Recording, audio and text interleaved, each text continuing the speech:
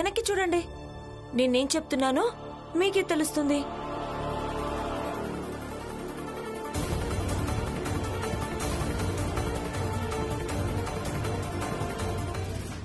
అయ్యో అయ్యో,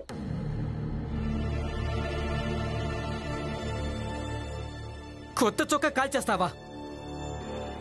నీకు ఇంత తెలివి కూడా లేదా? ఇప్పుడు దీనికి బదులు డబ్బులు ఇవ్వాల్సి వస్తుంది.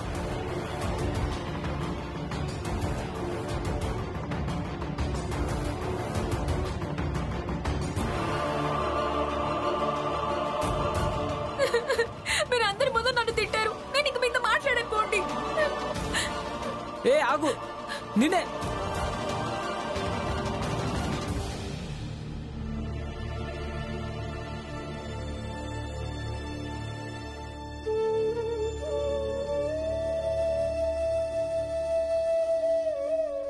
నాన్న, మీరు ఆందోళన పడకండి. ఆనంద్ అన్నయ్య ముందు కూడా తప్పు చేశాడు. ఆయన తన జాతిని దాచిపెట్టి ఉద్యోగం చేశాడు. ఈసారి కూడా అలాగే జరుగుతోంది. ఆయనకు తన తప్పేంటో తెలిసి వస్తుంది. అవును భీమ్, నాకేమనిపిస్తుందంటే ఇప్పుడు మనం ఈ విషయంలో మాట్లాడకపోవటమే మంచిదనిపిస్తుంది. ఎందుకంటే ఆనంద్కి పదే పదే చెప్పటం ఆపటం సరైంది కాదు. నాకు చాలాసార్లు భయమేస్తుంది, తనకి మళ్ళీ మళ్ళీ చెప్పటం ఇలా ఆపటం వల్ల తను కూడా బాలాలాగే అయిపోతాడేమో అని, బాలాలాగే ఇల్లు వదిలేసి వెళ్ళిపోతాడేమో అని. అంతేకాదు రామ్జీ, తను నాతో ఎన్నోసార్లు చెప్పాడు నేను నాన్నలాగో భీమ్లాగో కాదు అని, ఎప్పుడు నేను వాళ్ళ సిద్ధాంతాలు పాటిస్తూ ఉండను అని. అంటే వాడేం చెప్పినా ఏం చేసినా నేను ఒప్పుకోవాలా? అలాగే భీమ్కు చెప్పాలా వాడు తప్పు చేసినా కూడా చూసి నోరు మూసుకోవాలని? లేదు, నేను అలా చేయలేను.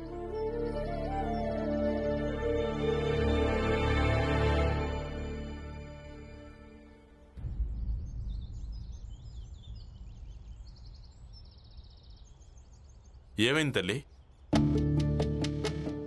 మాట్లాడవేంటి? అది నాకు అర్థం కావడం లేదు. ఏం అర్థం కావడం లేదు? మీకు చెప్పాలా వద్దా అని. ఏంటో చెప్పమ్మా, ఏమైంది? నువ్వు మా దుకాణం ముందు నుంచి వెళ్ళిపో. ఇది నా దుకాణం. నేను రాత్రింబవళ్ళు చెమటోడ్చి ఈ దుకాణం పెట్టుకున్నాను. కొత్త చొక్కా కాల్చేసావా? నీకు కొంచెం కూడా తెలియలేదా? ఇప్పుడు దీనికి బదులు డబ్బులు ఇవ్వాల్సి వస్తుంది. మీరు అందరి ముందు నన్ను తిట్టారు. నేను మీతో మాట్లాడాను పోండి. ఏంటంటే పులియా పిన్ని, జోకు బాబాయ్ ఇంకా నూతన్కు మధ్య చాలా గొడవ జరుగుతుంది. రమా, ఇలా చూడమ్మా, ఇప్పుడు వాళ్ళ సమస్యల కంటే మనింటి సమస్యలే చాలా పెద్దవి. కాదు బాబాయ్, నాకేమనిపిస్తోందంటే ఈ సమయంలో వాళ్ల సమస్య పెద్దది అని. ఆ ముగ్గురు చాలా కష్టమైన బంధంలో ఇరుక్కుపోయారు. ఆ ముగ్గురు బంధంలో ఎంత ఇరుక్కుపోయారంటే నాకు అసలు అర్థమే కావట్లేదు.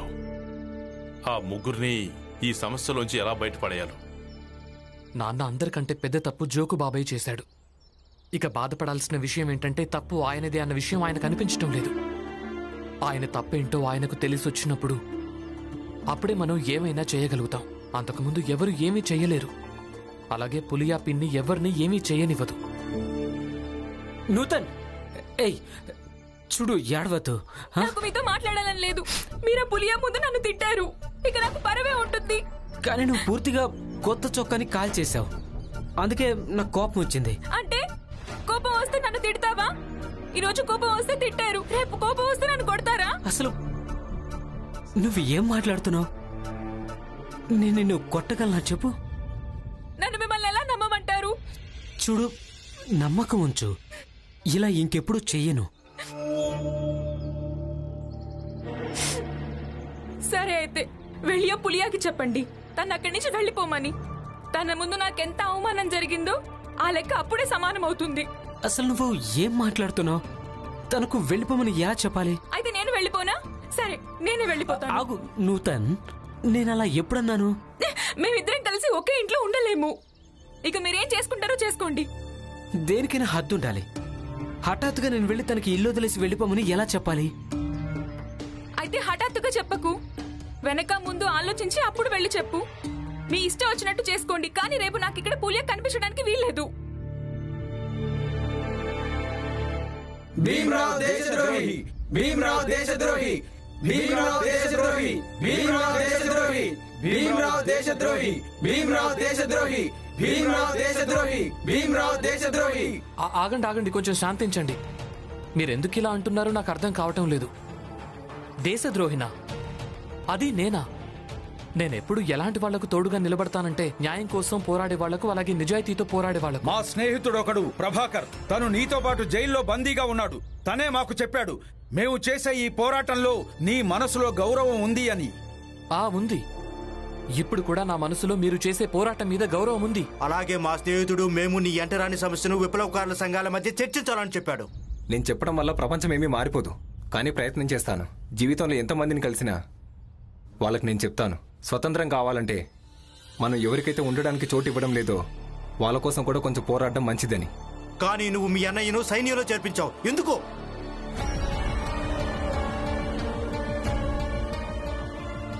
ఈయన నేర్పించలేదు, ఈయన నచ్చి చెప్పారు, కానీ ఆయనే వినలేదు. ఎవరు వింటారు? భీమ్రావు గొప్ప గొప్ప మాటలు చెప్తాడు. ఒకవేళ తన ఇంట్లో మా దృష్టిలో దేశద్రోహి ఉన్నారంటే భీమ్రావు కూడా దేశద్రోహే.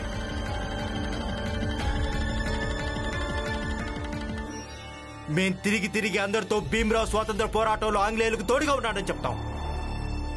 భీమ్రావు పేరు స్వాతంత్ర చరిత్రలో నల్లటి అక్షరాలతో రాయడం జరుగుతుంది. మీరలా అనకండి. నేను కూడా నా దేశ స్వాతంత్ర్యాన్ని ఆశిస్తున్నాను. నేను మీ అందరికీ తోడుగా ఉన్నాను. అందుకు సాక్ష్యం నేనే. నా కొడుకు భీమ్ ఆనంద్ తీసుకున్న ఈ నిర్ణయంలో భాగస్వామి కాదు. మీరు తన తండ్రి కదా, మీరు కూడా ఆపలేదా? వీళ్ళంతా దేశద్రోహులే. పదండి పదండి. అసలు మీరేం చేస్తున్నారు? ఎక్కడికి వెళ్తున్నారు?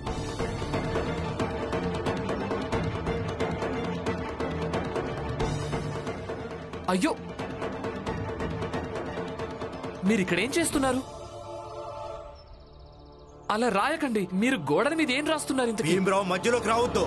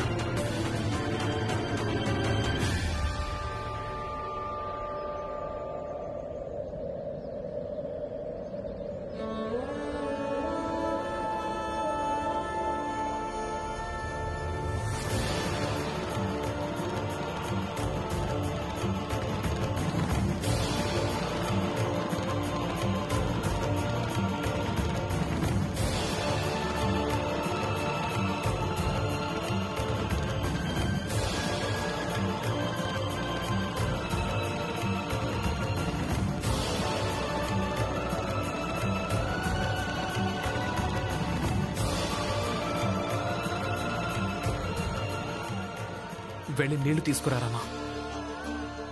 ఇవన్నీ చెరిపేద్దాం. చెరిపేయద్దు భీమ్, ఉండనివ్వు. ఆనందం రానివ్వు, అలాగే వాణ్ణి రాసిందంతా చూడనివ్వు.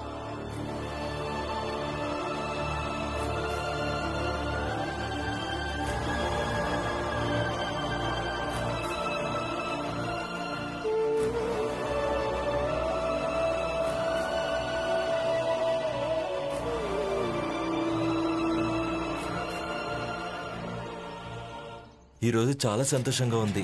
నేను సైన్యంలో చేరిపోయాను. ఇక ఇంట్లో అంతా చక్కబడుతుంది. లక్ష్మి కూడా గొడవ పట్టు మానేస్తుంది. ఏంటి ఆనంద్? నువ్వు వెళ్ళు, నేను వస్తాను. చాలా సంతోషంగా కనిపిస్తున్నావే, ఏమైంది? ఉద్యోగం ఏమైనా దొరికిందా? అవును, దొరికింది. అవునా? అందుకే రామ్జీ అక్కడ మిఠాయిలు పంచి పెడుతున్నాడు. మిఠాయిలు పంచుతున్నాడా? అవును. మిలిటరీ వాడి కొడుకు మిలిటరీలో చేరిపోతే అది సంతోషించాల్సిందే కదా. కానీ ఆయన నన్ను వ్యతిరేకించారు కదా. అలాని ఎవరన్నారు? భీమ్ ఇంకా రామ్జీ ఇద్దరు వాళ్ళు ఎంత సంతోషంగా ఉన్నారంటే సంతోషంతో పిచ్చి వాళ్ళైపోతారేమో అన్నంత. వెళ్ళు, వెళ్ళి వాళ్ళని చూసుకో. వెళ్ళు వెళ్ళు.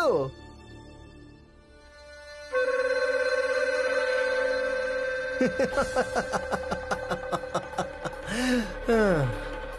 ఆనంద్, నా సిఫారసుతోనే నీకు ఉద్యోగం వచ్చింది. ఇప్పుడు నువ్వు నా చేతిలో కీలు బొమ్మలా మారిపోయావు. ఇప్పుడు మొదలవుతుంది రాద్ధాంతం. నీ సొంత ఇంట్లో, అలాగే వీధిలో.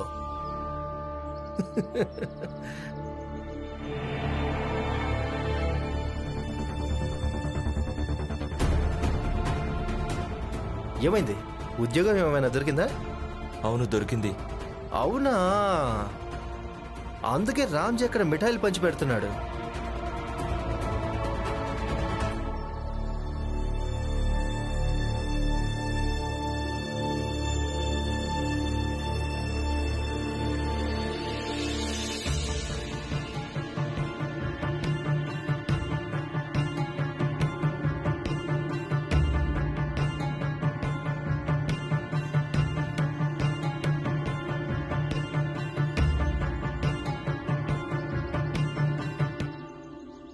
అంటే మీరిక్కడ మిఠాయిలు పంచడం లేదా? అంటే ఆ నరోత్తం జోషి అబద్ధం చెప్పాడు. ఇప్పుడు నువ్వు నరోత్తం జోషి మాటలు వింటున్నావా? తన మీద నమ్మకం ఉంది, మా మీద లేదా?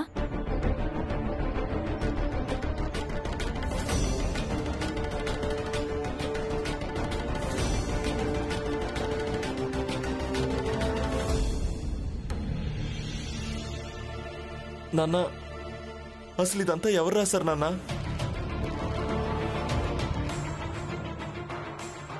కొందరు విప్లవకారులు వచ్చారు. భీమ్రావ్ దేశద్రోహి! భీమ్రావ్ దేశద్రోహి! నువ్వు మీ అన్నయ్యను సైన్యంలో ఎందుకు చేర్పించావు? ఎందుకు? భీమరావు గొప్ప గొప్ప మాటలు చెప్తాడు. ఒకవేళ తన ఇంట్లో మా దృష్టిలో దేశద్రోహి ఉన్నాడంటే భీమరావు కూడా దేశద్రోహే.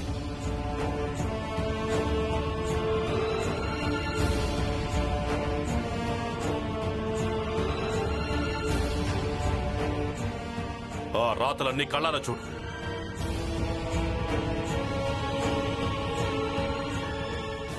దేశద్రోహి అంటారు. ఒక్కసారి కాదు, రోజు ఎవరో ఒకరు వచ్చి దేశద్రోహి అంటూ ఉంటారు. ఇక మనకు ఎంతమంది శత్రువులున్నారో ఆనందన్నయ్య. వాళ్ళు అవకాశాన్ని వెతుక్కుని మరీ వచ్చి మనల్ని మాటలంటూ ఉంటారు. మీరు వీటన్నింటికి సిద్ధంగా ఉన్నారా? నీకు అలవాటు అయిపోయింది కదా. ఎప్పుడైనా ఏదైనా సరిగ్గా అనిపించుకుంటే, లేదా అది నీకు నచ్చకుంటే చాలు ఇలాగే తర్కంగా మాట్లాడతావు. చూడు, అక్కడ మిలిటరీలో నాకేం తుపాకీ పట్టుకునే ఉద్యోగం దొరకలేదు. అక్కడ కూడా నేను సైనికులు చెప్పులు బూట్లు కొట్టబోతున్నాను. చూడన్నా, నాకు అనిపించట్లేదు చెప్పులు బూట్లు కుట్టడం వల్ల నేను ఏ రకంగానూ ద్రోహం చేస్తున్నానని.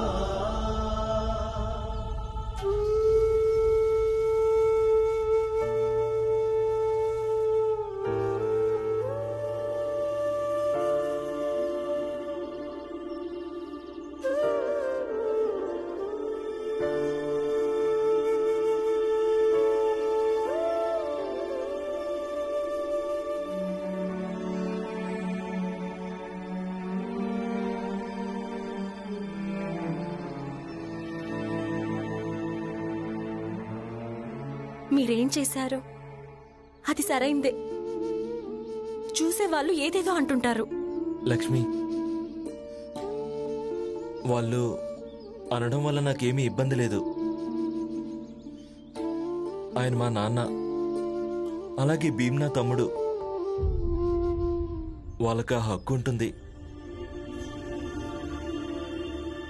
కానీ ప్రతిసారి నాది తప్పని రుజువు చేయడానికి ప్రయత్నించడం అది సరైంది కాదు కదా. అదే గుచ్చుకుంటుంది. అయినా ఒక విషయం అర్థం కావటం లేదు. ఏ తమ్ముడి కోసం నేను వెనక ముందు ఆలోచించకుండా తోడుగా నిలబడతాను? వాడు ఈ రోజు నా భావాల్ని అర్థం చేసుకోవడం లేదు. ఏం పర్లేదు, తనేమంటాడో ఏమనుకుంటాడో అనుకోనివ్వండి.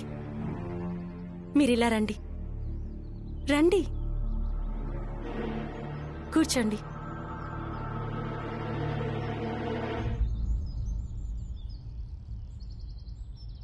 అందరి సమయం మారుతుంది,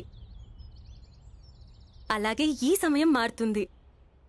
అప్పుడు అందరికీ అర్థమైపోతుంది మీరు చేసింది ఒప్పని.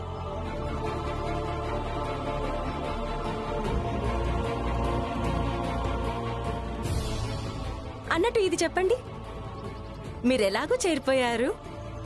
ఇక తర్వాత అంటే మీరు పనిలోకి ఎప్పుడెళ్తారు? మీకు జీతం ఎప్పుడొస్తుంది? ఈరోజు యూనిఫామ్ కొలతలు తీసుకున్నారు. బహుశా రేపు వచ్చేసిందంటే ఇల్లు నుంచి వెళ్ళిపోతాను. అలాగే మీ జీతం వచ్చే నెల వస్తుంది.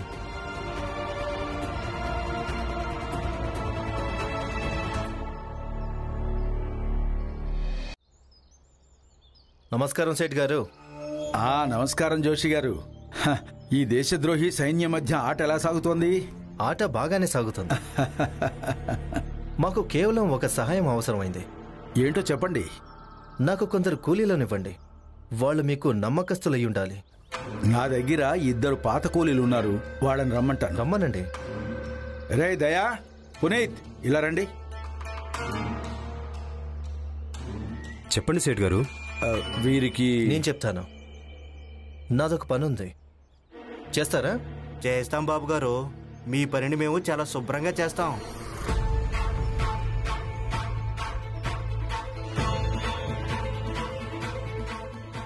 ఈ డబ్బులు ఉంచండి. ఈ రోజు నుంచి మీరిద్దరూ కూలీలు కాదు, విప్లవకారులు. నిజమైన విప్లవకారులు భీమ్రావ్ అలాగే వాడి కుటుంబం విషయంలో ఏం చేస్తారో చేసుకోండి. కానీ మీరిద్దరూ నేనేం చెప్తానో అదే చెయ్యాలి. అర్థమైందా? అలాగే బాబు గారు.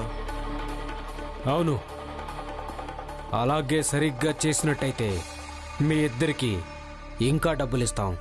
డబ్బులు ఇస్తామంటే ఏమైనా చేస్తాం. ఇప్పుడు చూడు భీమ్రావ్, నేను ఎలాంటి ఎత్తులు వేస్తాను. గురువుగారు,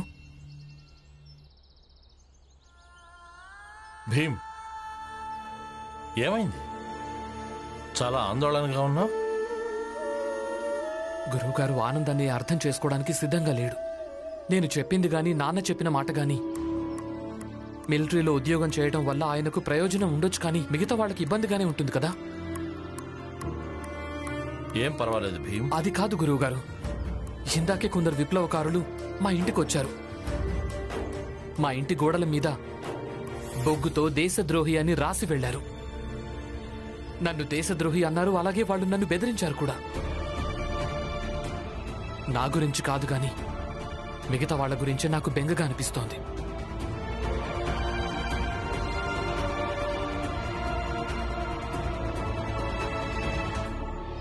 భీమ్, ఇలా బెంగపట్టం వల్ల ఏమొస్తుంది? నువ్వు చాలాసార్లు ఆపిన తర్వాత కూడా ఒకవేళ ఆనంద్ ఆగకుంటే అందులో నువ్వు చేసిన తప్పే ఉంది. తప్పు ఉంది కదా గురువు గారు.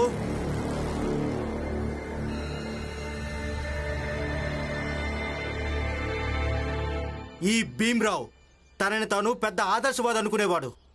తనని తాను తన జాతికి నాయకుడు అనుకునేవాడు. కానీ సొంత అన్నయ్యనే ఒప్పించలేకపోయాడు. అందుకు శిక్ష ఇతనికి పడాల్సిందే. అసలు మీరేమంటున్నారు? ఇతనికి మొదటి శిక్ష ఏంటంటే ఈ భీం కళ్ళెదురుగానే ఇతని గురువు మొహానికి మసిపోయాల్సిందే. ఏంటి? అసలు మీరేం చేస్తున్నారు?